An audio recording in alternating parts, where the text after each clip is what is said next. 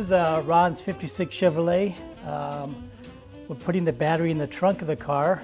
I've got the cables ran already, and now I need to mount the battery box. And it's very heavy.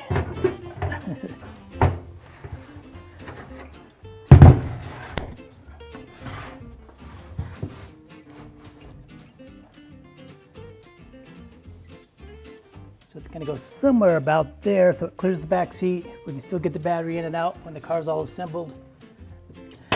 Normally it's mounted to the firewall and Ron wanted a clean firewall, so we're sticking the battery in the trunk.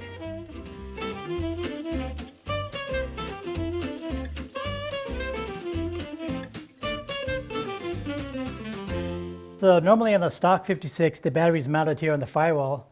Ron wanted the clean looking firewall, so we filled all the holes in for that. Same with the brake booster and brake mount would be on the driver's side also. He didn't want to see that, so we filled that also and put the brakes under the frame.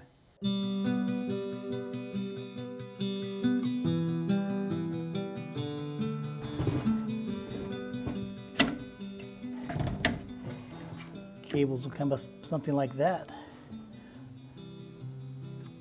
We can add actually some jumper terminals under the car. We've done that before where they're actually,